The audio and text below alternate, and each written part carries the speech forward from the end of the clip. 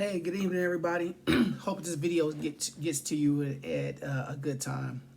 My apologies, technical difficulties on my end with the Wi-Fi in my hotel. I'm home taking care of some family business back in Philadelphia. I'm back on the East Coast. I had a death in the family, so definitely appreciate all the support from the SJVC team, reaching out, making sure if I needed anything, I was taken care of. So moving on from there, we'll still have class as best as possible over the next 2 weeks. So if you got anything else or any additional words, please don't hesitate to reach out. Moving on from there.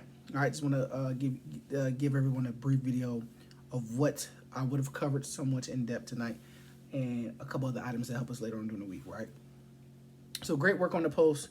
And I will also say this too, great work on the group text with helping each other out with the information if someone asks a question. So I will always encourage someone to ask a question to the group, and I will always encourage the group to answer the person back in the event you have the answer. If perhaps maybe you figured it out, or perhaps you may have corresponded with me earlier in the day or within moments and you put in a group text. So it's all good for me. That's a part of us as technicians in the field also working together to make something happen. So keep up the good work. Keep applauding each other. And if there are any issues, if you do have an answer, please share it. There's no competition in the class. The name of the game is to make sure that we all succeed and get better throughout this entire process. All right. So good stuff on that as a group. Next, I want to talk about the professionalism of technicians, the discussion post. And it's in the scenario is very broad, but also very direct, covering two technicians and someone getting laid off. And the questions are really, what would be your recommendation and what is your reasoning? I cannot tell you what your recommendation should be. I cannot tell you what your reasoning should be. I will comment on what is appropriate, though. What is appropriate? And some may make decisions based off of, hey, we don't want to let that particular technician go. They got a family, they got kids. Hey, you don't want to let that technician go. They're older. It might be harder for them to get back out there and get another job. There are going to be a lot of different triggers for us as people in an environment where we have to make a choice. And or your recommendation. And what's behind your recommendation? What's appropriate? Appropriate is to remain a professional. To remain professional. And remaining professional does also mean being human. All right? It does also mean being human. For example, being professional, knowing certain things you shouldn't say because you are still human. Knowing certain venues are not appropriate for you. Why? Because you're a human. So what's appropriate? Remaining professional, but also being human. Being human ensures that the same treatment across the board for everyone within your company is the same. Being human and also being professional ensures that when a decision is made, the person who is receiving the decision understands why the decision was made. And if they do not understand, you have enough professionalism behind you and in front of you to be able to explain the why.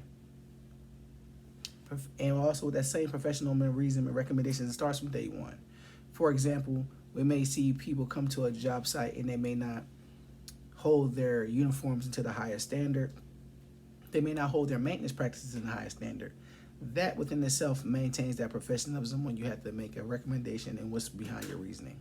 And it's because it's been strong from day one. So what's appropriate? Remaining professional. And remaining professional is also remaining human. All right. So good stuff. Please respond back to the other students in the class. I've been enjoying reading some of those, and I will do my best to comment. Sometimes you may say I may comment and add on additional question because these are scenarios within the class, but they're also real life situations that we will encounter as we're out in the field. So good stuff. I want to comment on that. Okay. Next, as you see, some of the reading may start to adjust as we're in week 3. I will be reaching into the electricity book even more. And this is a note, this is beyond the training part of the class. I will be adding in some series circuit reading, small, parallel circuit reading, small, Series parallel circuit reading, very small. These little small readings will do two things for us. One, give us the background knowledge and history on the circuit and why we need it. And two, also give us information on when we should use it. For example, every circuit that you encounter does not require a series circuit. And also allow you to recognize when it is in a series circuit. So please do those readings. Those readings are to help you. I would not be quizzing you on those readings, but they're definitely going to help you once we get into a lab. And then you have to understand, or I may say, hey, what kind of circuit is hooked up right now? Oh, well, from the reading and from the hands-on work, you can correlate the two. Because once you do get in the field, you're not always going to be able to just go to a switchboard or go to a circuit and look at it and say, I know what it is. You may need to do some reading. So let's start working every muscle we have to ensure that when we are on the job, that we not only recognize it with our eyes, but we're also to explain it because of the reading and the knowledge we have, okay? So you'll see that start. Now I'll continue to keep doing that throughout the entire class, because that reading will keep you sharp, okay? Keep you very sharp. So questions on page 259, all right? I asked you to answer questions 1 through 5. I will cover those answers, all right? I will cover those answers. So questions on page 259, questions 1 through 5. The answer to question number 1 is plane figure. Plane figure. The answer to question number 2 is line. The answer is line. The answer to question number 3 is adjacent angles. Adjacent angles. The answer to question number 4 is Pythagorean theorem. Pythagorean theorem. And the answer to question number 5 is perimeter. Perimeter. All right. That's the answers for the questions on page 259. Got it. Next, the answers on page 267. All right, 267, we're talking about lines, talking about angles, all right? So 1 through 5, 1 through 5. Start with number 1. The answer for question number 1 is line C and D. Line C and D.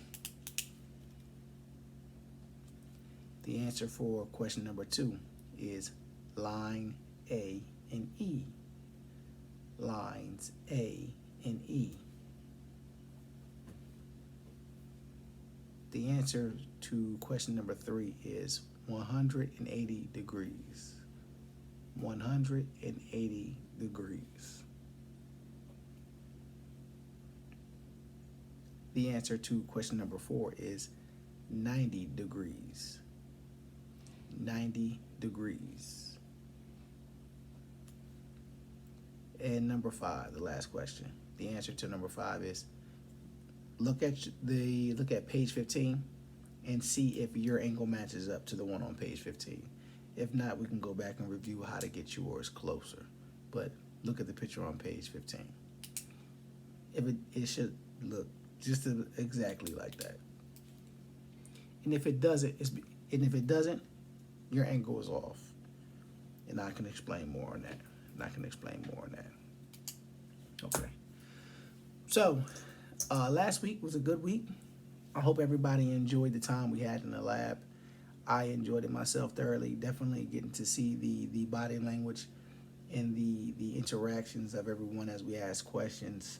There were a lot of good questions. I know at times, session 1, session 2, I cannot pinpoint. We got a little off track sometimes, but as long as we can get back on the train and we're going in the right direction, I really don't mind. I like to be able to answer those questions because that may be the actual field of electricity you're going into. And you may need to help correlate what we're doing right now with what you plan on doing. So don't hesitate to ask those questions as we get back in the lab. all those help start the conversation and keep it going. And as we talked about too in class, keep the mindset of an electrician. Your mindset is a little different. You're looking at things different. You're gauging the situation different. You're looking at the outcome different. So please keep those questions going, especially as we get back in class in the upcoming weeks for additional labs. So I got a couple more items, just two more items, and then we're going to close out. We'll be taking a quiz on Thursday. Our quiz on Thursday will be 20 questions. 20 questions. I will open it up. You can take it as many times as you need to. The highest scores, it will be your grade. But I would definitely I'm going to give everyone some tools for your toolbox to help put you in the right direction of where this quiz is going. Again, this quiz we'll start talking about electricity, all right? So there's no Ohm's law on this particular quiz, but we're still talking about math. So conversions, decimals, one or two angle questions, nothing crazy are on this quiz. This is a cover to make sure we're proficient at what we've covered so far, okay? So I have 5 or 6 items for everyone, and take the time, grab a pen, grab a piece of paper, and I will say them twice, write them down, figure them out. So when you take the quiz on Thursday, you know you'll be going in the right direction as you answer these questions. Okay? And we're going to count down from 10. 10, 9, 8, 7, 6, 5, 4, 3, 2, and 1. Everybody should have a pen and a piece of paper. All right. Number 1. Convert 890,000 watts to kilowatts. Convert 890,000 watts to kilowatts. Next, convert 3,500 ohms to mega ohms. Convert 3,500 ohms to mega ohms. Next, what is 10 to the third power? What is 10 to the third power?